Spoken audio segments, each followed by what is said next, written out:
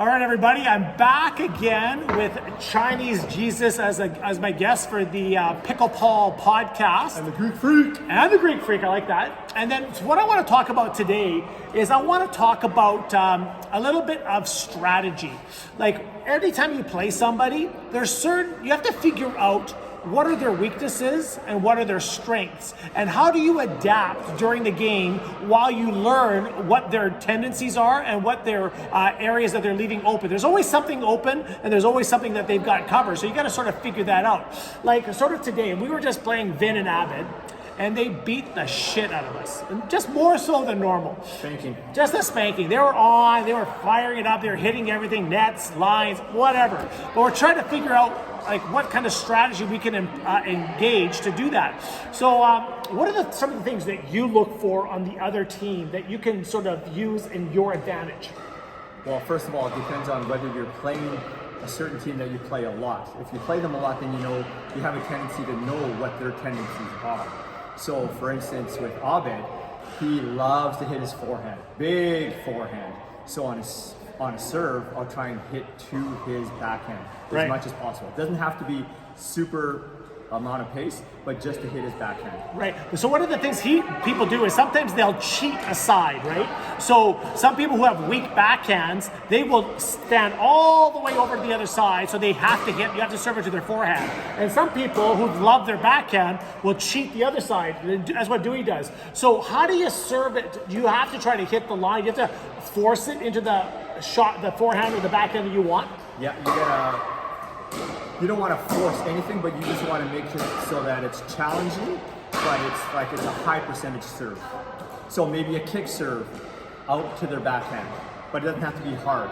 Right. But as long as they're actually hitting their backhand, doing something that makes them just feel a little bit uncomfortable. I think that's the key. Okay, so what if somebody is like really good at the net? So how do you beat that strategy? They're very good at the net. They can move you side to side. They're digging at your feet. They're better at moving you around the net than you are at moving them at the net. Then you go to their partner, and hopefully they suck. So you try to cheat it to the weaker person, right? Yeah, and there's always a little bit of strategy. So then you're going to have to, if they're really strong on a certain side, then you want to keep it away from your side. But let's say if I'm playing like, someone has a really good backhand, like the Kevin Phillips, he's really good, right? So, and we both love our backhands. I don't mind playing because that's my strength. But if he's having a really good day, then shit, I'm not going to keep pounding into his backhand because then that's just suicide. So I'll try and actually move it around, backhand, forehand, up the middle, or throwing a lob like you do all the time. Varying the shots is huge. Yeah. Don't let them get into a rhythm. That's key. That's right. Once they get a feel for your pace and the same serve all the time, they get better at returning it. And all you're trying to do is you're not trying to hit a winner off the serve. You just want to try to get a short return that you can keep attacking them. You don't want them to return it deep. And so, yeah, some of these guys like Dewey and Kevin, they've got great slicing returns, nice and deep. I don't want to give them pace that they can use off my serve. So what I'll do is I'll try to throw on a nice soft lob serve, nice and deep, so they have to generate their own pace to hit it deep. And they have it's a little harder to do that than just to stab at the ball, right? That's right. So throw in some different serves and stuff like that, right? So one of the things I want to talk about is recreational versus competitive play. One of the things that drives me crazy is during rec play, when it doesn't really matter who wins, you're just playing for fun, you're trying to develop skills and stuff like that. People, they get sort of competitive, right? They're worried about their duper rating going down, and they're trying to hit balls to weaker people so that to make error and stuff like that. So what do you try to do when you play another team when it's just for recreational? Are you playing to win, or are you just playing to make the best shot possible? That's a great question. When I first started and I had to put my Jupiter rating up to play in this ladder, I was all like freaking out. Okay, what's my Jupiter rating? And I'm playing against in the number one sport. When I got there, first of all, I just didn't want to look stupid. I just wanted to kind of fit in and make sure I wasn't losing. Plus, I don't want to play shitty for my partner. So then I'll just do whatever I can. And I was hitting to the weaker player.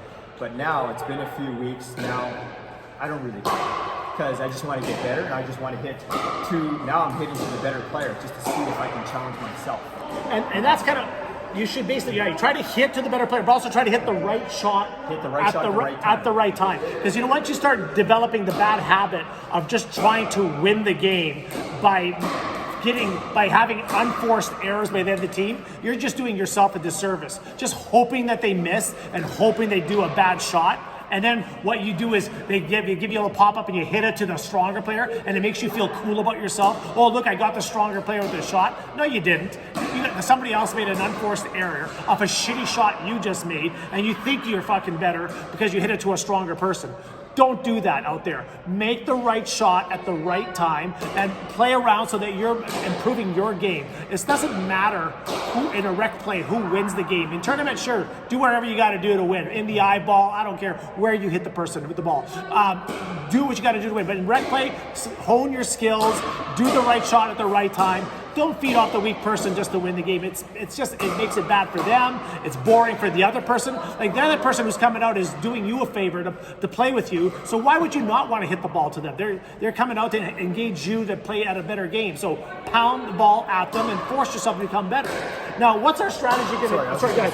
The other thing is that if you're going out and you're playing rec, is that if you're going out and playing the same way all the time, then you're not getting any better. So, like you said, try different things. So when we go out, what I do is I go out with a purpose. I said, okay, I want to work on my forehand drive, or I want to go out my forehand game. So I will go with one thing specifically that I will try and work on. And if it doesn't work, it doesn't matter. But as long as you're working, because if you keep working at it, then that will transfer to the game. And then if you're playing tournaments or competitive play, you want more weapons in your arsenal, right? Yeah, absolutely. More skills in the toolbox. Because the more you have, the more variety you have, the more dangerous you become. Yeah. Okay, so what are we going to do this weekend? We've got a game against Kevin and Noah, both good players, very young, fast, agile, probably no injuries. They move well, good at pretty well all levels of the game. What are we going to do to beat these guys? What's the strategy? Well, I know Mr. the Greek Freak, he loves to go in there like, let's go fucking hammer them. Let's go in there and hit as hard as we can. However, you got to go in there and make them a little bit uncomfortable at first. If we can get into a lead, I think that's first and foremost. Get into a rhythm. Yeah. And then once you're in a rhythm, just making them a little bit uncomfortable, then all of a sudden the sphincters start tightening up and then they start playing a little tighter. Yeah, so I think that's a so develop the short game first, touch game at the beginning, and then pound it.